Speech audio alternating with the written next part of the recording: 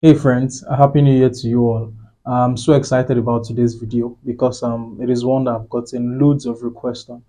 For the past few weeks or few months, we've been trying to understand the basics of ISO systems. But in today's video, we're going to be building an end-to-end ISO system. We're going to be starting from building the ISO client, and we're going to be building the ISO server, and we're going to be seeing how to establish communication between these two systems. And the use case we're going to be trying to mimic in this particular building process is a POS terminal, right? We're going to be trying to mimic balance inquiry on the POS terminal, all right? So say for example, I want to pay for some grocery item using the POS terminal. The first thing the POS terminal will do, obviously, when I swipe the card, is to send a message to the bank that owns the card, which is my card, to determine if I have just enough amount to pay for the item I want to pay for. All right. And the bank then checks your account balance to see if you actually have that amount in your bank account. And that's what we're going to be doing. And this is what we're going to be building today. So before we get started into jumping into creating the project, all right, I would want us to do a quick analysis of both of the systems, all right, so we can see all of the components that is responsible to enable interaction between the client and the server system, all right. All right, so let's just have a quick diagram.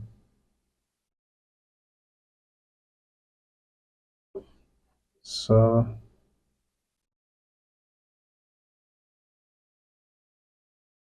so these two boxes are basically representing, so let's say this is the ISO client machine. This is the ISO client machine. And let's say this is the ISO server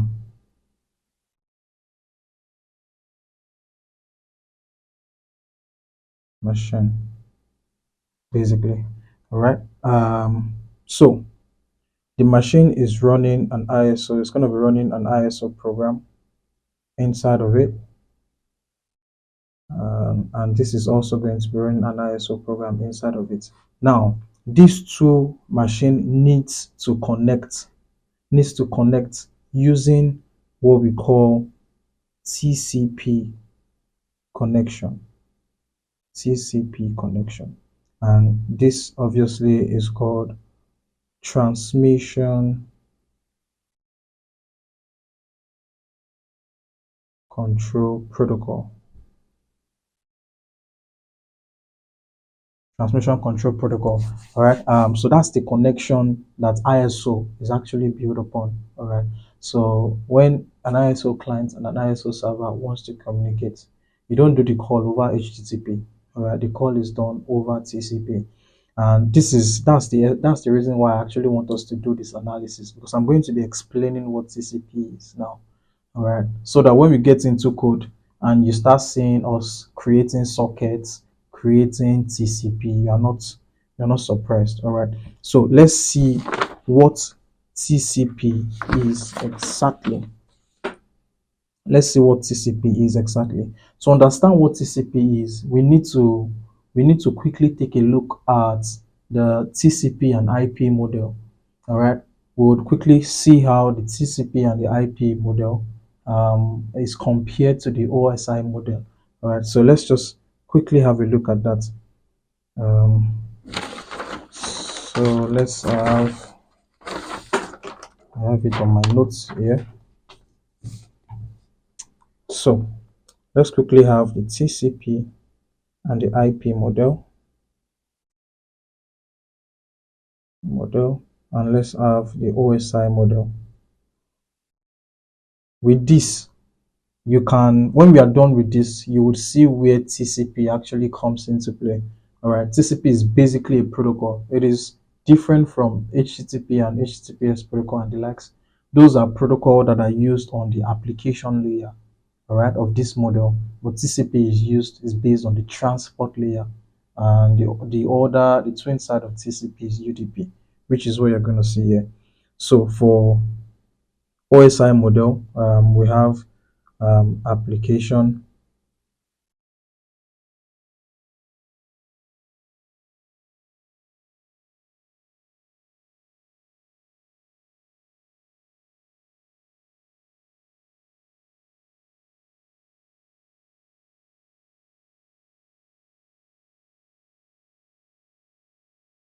Just going to write that again.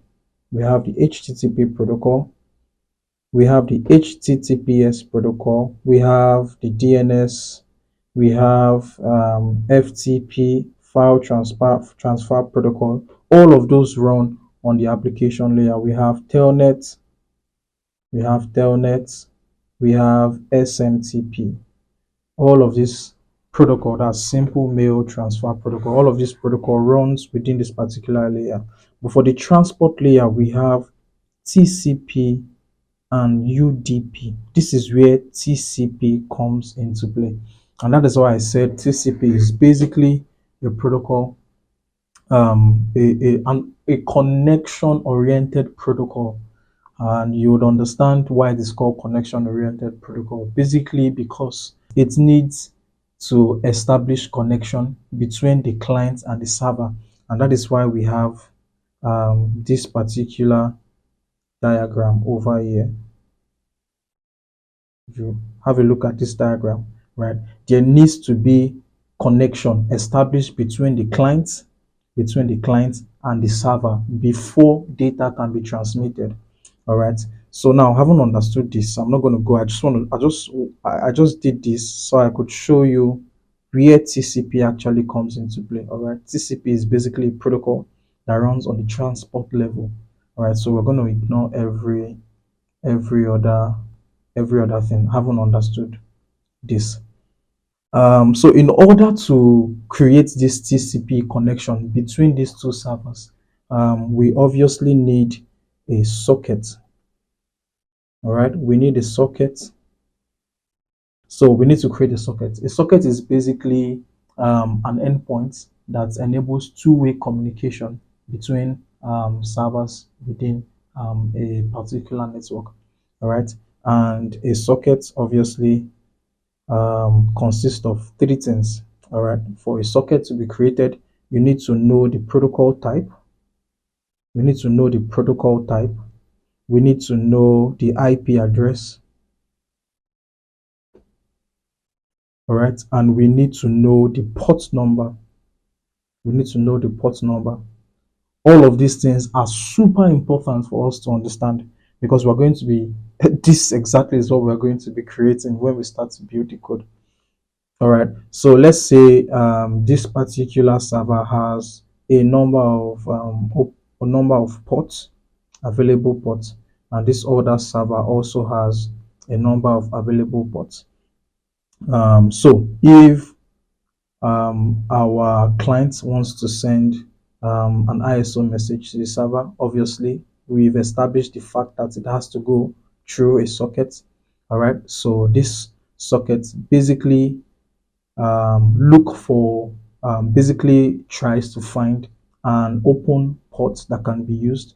We would have obviously established the IP address. Because I'm going to be using my local system, both the server and the client are going to be sitting on my local system. All right, so we're going to be using localhost, which is 127.0.0.1, and our IP address for the server is also going to be the same thing, localhost 127.0.0.1.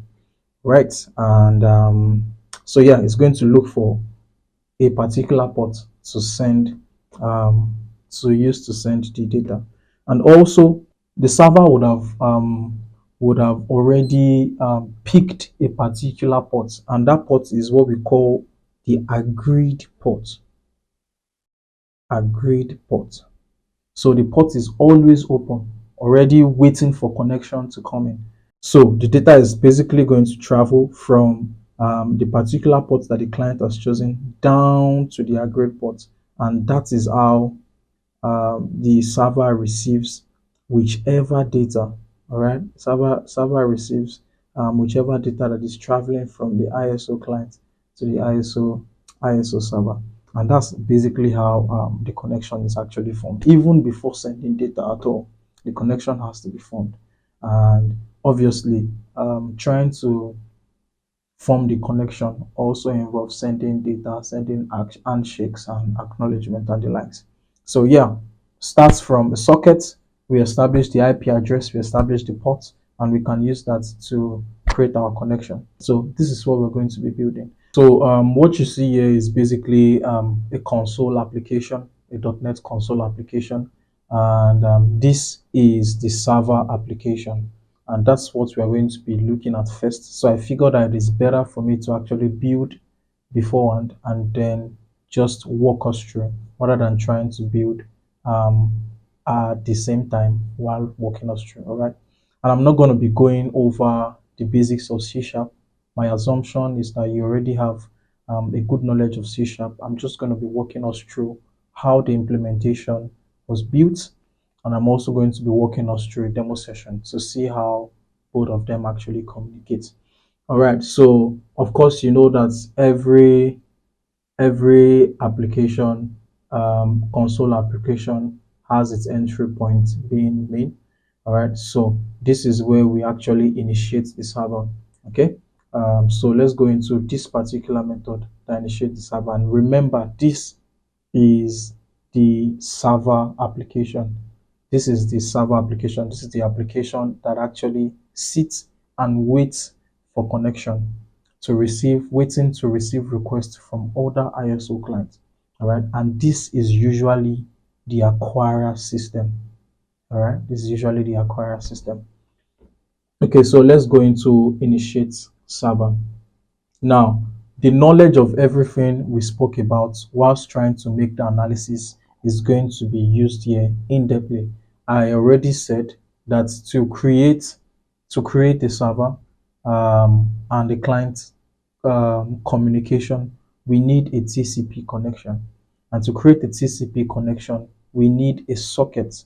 All right. And to create that socket, we need three components. We need to be able to know the IP address. We need to be able to know the port number. We need to be able to know the type of connection that we're trying to create, which in our case is TCP. All right. So everything we are doing here is basically trying to get the IP address. All right. So we are using the internal DNS system over here to get the IP address for our local host. And obviously, you know that that's going to evaluate to 127.0.0.1. All right. So we're going to get the IP address over here, and we're trying to make an IP address endpoint. We are using 11,000 port, 11,000. You can use any port. You can use 5,000, whichever port. All right. So the next thing we're going to be trying to do is to create a socket.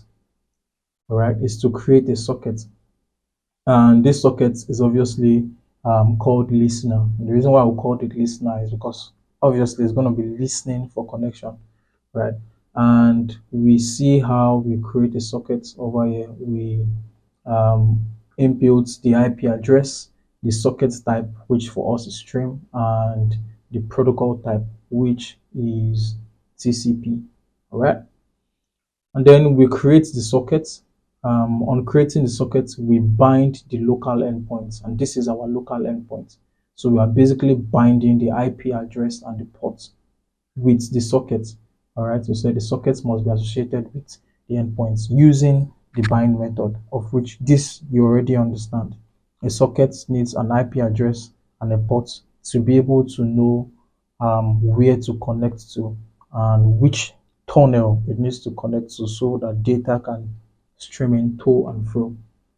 All right, so I haven't done that. We basically just trying to set the max number of requests that this socket can listen to before it declares itself busy.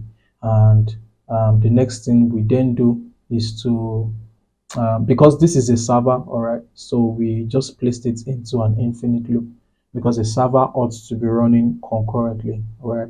On attending to a particular connection, it needs to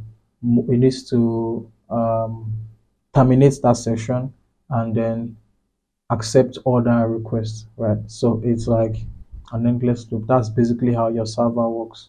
That's basically how it works. All right. So we have an infinite loop, and we try to accept a particular connection that is coming in. Whilst we are connected, um, we try to, first thing we do is to declare an incoming request data, right? Basically, what we are trying to do is to extract the data that is coming from that connection. All right, that's what we're trying to do here, doing all of these bytes, connection dot receive bytes, incoming data dot ASCII get string, and request dot index of EOF. So you would see this EOF is basically what I appended to the end of my ISO message, basically to be able to tell my server that once you see this EOF basically means end of file. Once you see this EOF, you should know that I am done sending data, right?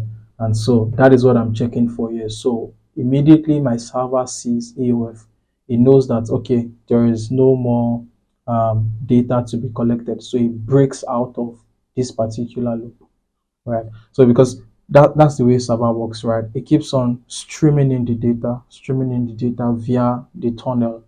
It doesn't just get it at once. It just keeps streaming it in. And once it hits this AOF, we know that, okay, that's all. Then we break out of it. So we then basically log our incoming request data just to see what we have. And then we have a particular method called request handler that picks this incoming request data, which is obviously going to be our ISO, our ISO string. All right, because remember, all of these servers speak ISO. All right, so it's going to be our ISO string. So let's go into this method to see what it does exactly. Okay, so just do this, and for sure I'm going to zip all of this and put it in my GitHub repository. Should you want to also walk through the code or check it out, all right? So the first thing it tries to do is to unpack this incoming request. Remember that what is coming in is an ISO string. We do not understand what it is, all right? So we need this unpack method to be able to help us translate this ISO message into something that we can understand and something that we can work with. All right. So let's see how this unpack works.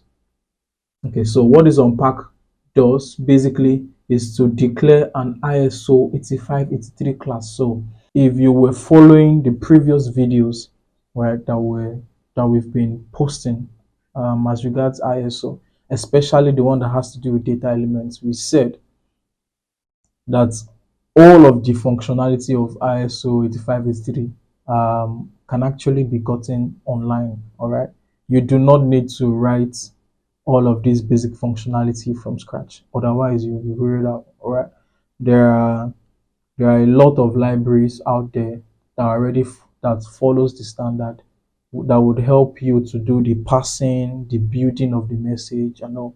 And it's one of those such library that I'm using over here. The one I'm using is called Beam. Let's just check it out. It's called Beam ISO 8583. That's the one I'm using. All right. The idea is having a particular library that is able to help you build an ISO message and that is also able to help you pass an ISO message, that is disintegrating the message such that you can extract the information that is needed within the message. So that's what this guy is doing, right? It basically just um, helps us pass the message we got from the server, all right? And then it helps us pass everything into a data element array, string of arrays, array of strings, array of strings. So having these data elements now, right? We can easily go back to this unpack, and then we begin to extract our information from this array of strings. So now the first information we want to extract is the customer account number. And of course, we know that the customer account number is usually on the second position. If you do not understand this, I would advise that you go and check out the previous video. That's the data ISO, data element, and bitmaps. You need to check that out. So this is usually called PAN. It's usually called primary account number. Right. So I have my customer account number, and then I also extracted the amount. All right. I actually forgot to show us. You should you should obviously have a specification document first. That was the first thing I was actually supposed to show. So this is what your specification document would look like. So for this particular implementation, all right, you would usually have things like your message type. You see all of those there, what it looks like, what you should check out, what you should check out for. You have your primary account number, and you can see the field number over here. The field number is 2. All right, so you would have this, you would have your primary account number. This is the specification that you would usually get from your acquirer. All right, because this is what they used in building their ISO server. All right, so you'd usually have this, you'd usually have the process code, a lot of things. This for me is just a stripped down version of what it is. And now what we're implementing is balance inquiry, and you would have this, you would have the data elements, you would have the data types, and you would have this. This is usually the request, and this is the response. So where you see M here, these are the mandatory data that must be sent to this ISO server. All right. So the clients must send all of this data to the ISO server if they want to make a balance inquiry. That's what this means. And then the server is then saying that in return, you are going to get all of this. You're going to get the bitmap, and you are going to get the response code. All right. But obviously, there was an omission. I also sent back the amount. So I'm supposed to have a M here, right? So they get back the amount as well. So I'm saying this is how you will know what to expect. And that is why you would see that when the server when the server unpacks the request, immediately um, um, I'm fetching for I'm fetching for the account number, and I'm fetching for the amount. So I know that amount is going to be sent on 8, and I know that the account number is going to be sent on 2. All right, from the client. This is the request, so I know what's going to be sent. All right, so I'm checking for the amount, and I'm checking for the account number. So the next thing I'm also doing is I'm doing a substring to get the message type. Now I'm doing a substring from 0 to 4. As I said, if you have also not, this is message type indicator. I've also made a video as regards message type indicator. It is very important that you actually watch all of the previous videos. If you do not, you'll be lost here. All right. As I said, the message type indicator is usually the first 4 digits of your ISO message. All right. And that's why I'm extracting it from the first 4 digits. I'm extracting it from the first 4 digits, all right, of my ISO message. And that's my message indicator. All right. And you can see that I am handling the individual cases. All right. For us, this is the case that we are most interested in, which is the financial transaction. Balance inquiry falls under financial transaction. And that's why it would usually be 0 to 100. So if you check out the specification, you would see that financial transaction is under 0 to 100. All right, it's under 0 to 100. Most of the time, right, the reason why I'm not checking for the process code here is because I know that the use case of my system is only handling balance inquiry, right, which is process code of 31, right. If you check this, you would see the scroll down, you will see this transaction type, all right, of balance inquiry is 31. Financial transaction can be a debit transaction, can be a credit transaction, can be balance inquiry. All right. So I'm not supposed to just assume that every financial transaction is balance inquiry. I'm saying this so that when you're about to implement yours as well, right? But the reason why I'm doing this is because I've already determined from the onset that my system is only going to handle balance inquiry. And that's why after checking the message indicator type and saying that it's a financial transaction, I'm just going straight for balance inquiry check. All right. So basically what I did here was just normally you would be calling an API, but I just wrote a dummy system that basically just generates a random balance, customer balance for me, creating a record and passing it via a tax and the likes. All right, so that's basically what I did. But you would probably be calling your API for your core banking and the likes. All right, so I'm just sending that, and I am checking if the account balance is greater than the amount. If the account balance is greater than the amount, and in my case over here, you see that we have, okay, let me also have a failure case. All right. So let's also have 700. So if the account balance is greater than the amount, we send back successful response. And our successful response here is obviously 00. All right. All of this is following the specification. In your specification, you are going to have, I don't have it here. I sure would have it in this place. I didn't update it. In your specification, you are going to have a response code section as well, where you would know what your response code is. Yeah, I sure would have it here. All right, so you see it here. Right. So that's why I know that I'm supposed to send 00 and I'm supposed to send 09 for failure. I'm supposed to send 00 for success. And that's the reason why I'm doing that. All right. I'm basically saying that all of your actions here is guided by your specification. I am the server. I've accepted the request. I've done the balance inquiry check. I have determined if the customer is able to make that transaction or not. All right. I'm not sending the balance back to the client. That's not the case. I am determining if the customer can make that transaction or not. That's our use case here. All right. So I've done that.